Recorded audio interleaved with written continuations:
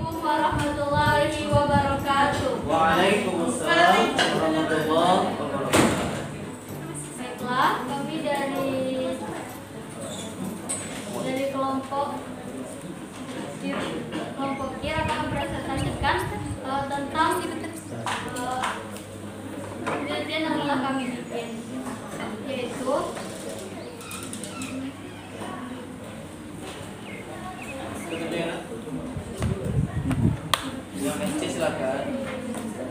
tentang perspektif masyarakat di Minangkabau atau Sumatera Barat tentang label halal di makanan. Yang pertama, latar belakangnya.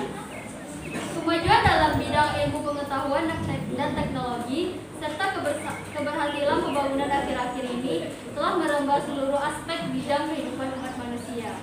Tidak saja membawa berbagai kemudahan, melainkan juga menimbulkan sejumlah persoalan. Aktivitas yang beberapa waktu lalu tidak pernah dikenal atau bahkan tidak pernah terbayangkan, kini hal itu menjadi kenyataan. Di sisi lain, kesadaran keberagaman umat Islam di berbagai negeri termasuk Indonesia pada dasarnya terakhir ini semakin subur dan meningkat sebagai konsekuensi logis. Setiap timbul persoalan, penemuan umat senantiasa bertanya-tanya bagaimanakah kedudukan hal tersebut dalam pandangan ajaran dan hukum Islam.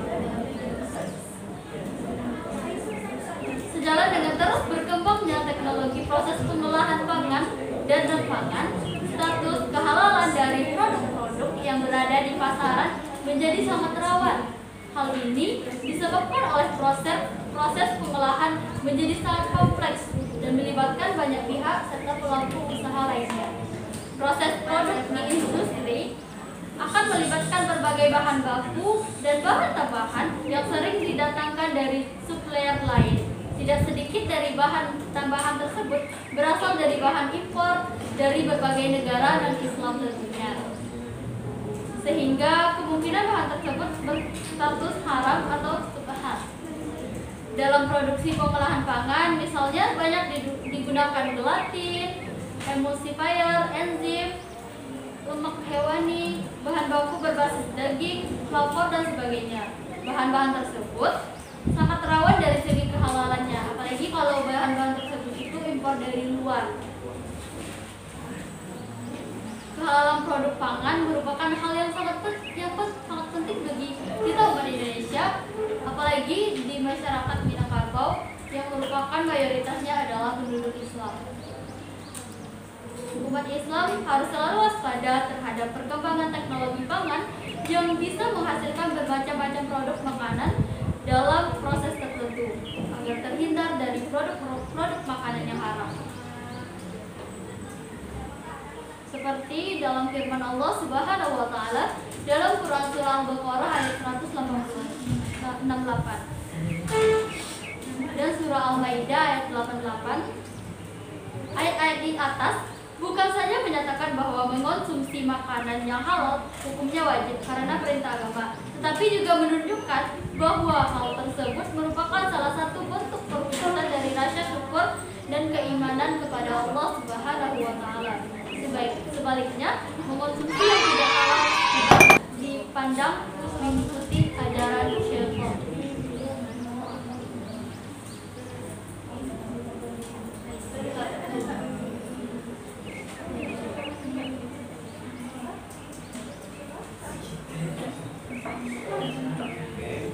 Akan ke latar belakang.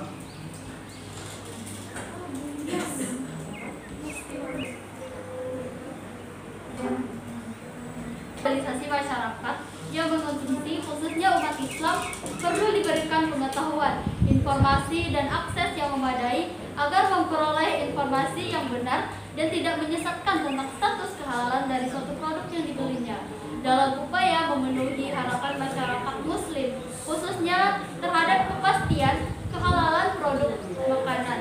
Pada LP BOM MUI mengeluarkan instrumen sertifikat halal bagi setiap produsen yang mencantumkan label halal pada kemasan produknya. Sertifikasi halal tersebut tertulis dalam fatwa MUI yang menyatakan kehalalan suatu produk sesuai dengan syariat Islam. Sertifikat halal ini merupakan syarat untuk mendapatkan izin pencantuman tabel halal pada kemasan produk dari instansi pemerintah yang berwenang. Baiklah, selanjutnya akan disampaikan oleh rekan saya, Bunga.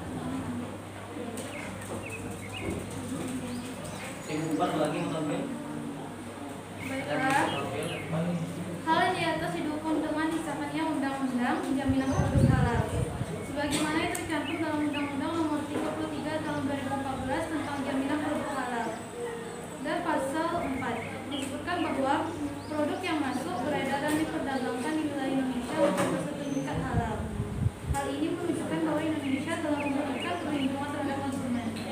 Dibentuknya undang-undang tersebut sebagai hukum positif yang berlaku di Indonesia, sekaligus menegaskan sikap Indonesia untuk mengakui dan melindungi hak-hak konsumen.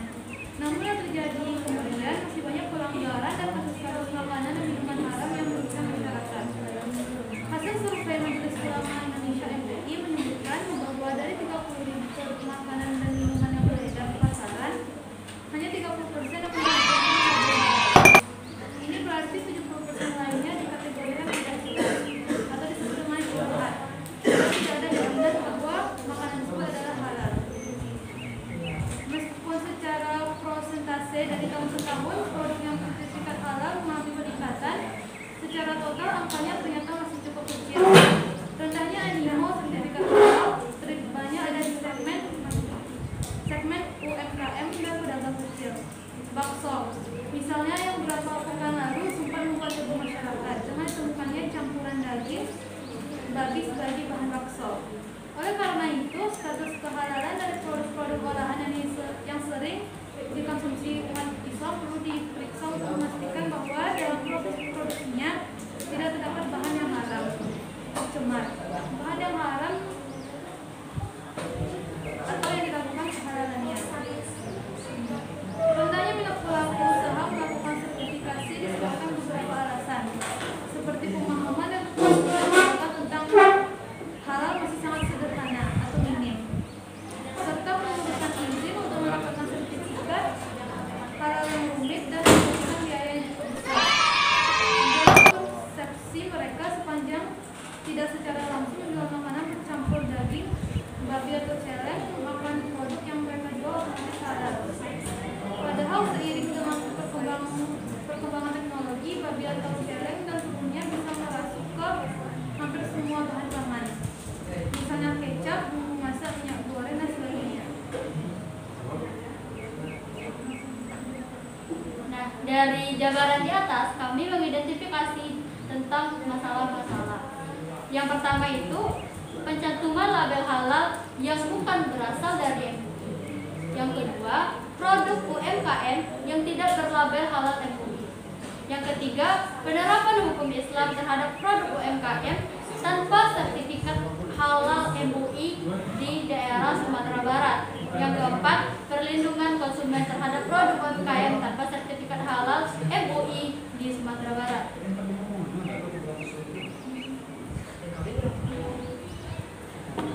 Nah, rumusan masalahnya itu yang pertama adalah bagaimana analisis hukum Islam terhadap produk UMKM tanpa sertifikat halal di Sumatera Barat.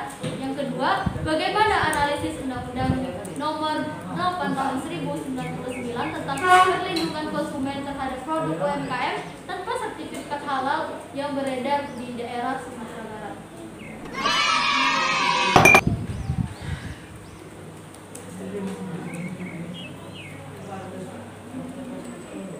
Nah, tujuan penelitian kami ini adalah yang pertama untuk mengetahui pandangan hukum Islam terhadap produk-produk UMKM tanpa sertifikat halal di Sumatera Barat. Yang kedua, untuk mengetahui perlindungan konsumen terhadap produk UMKM tanpa sertifikat halal di Sumatera Barat. Dan setelah itu, untuk mengetahui tentang beberapa banyak kesadaran masyarakat UMKM di Sumatera Barat tentang pentingnya kehalalan di produk mereka.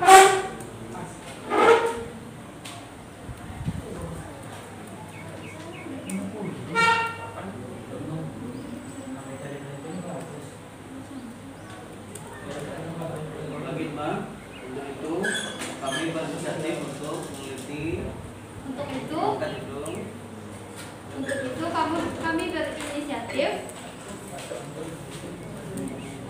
mengangkat judul tentang perspektif masyarakat Minangkabau tentang label halal di makanan. Demikian yang bisa kami presentasikan. Apakah ada teman-teman yang ingin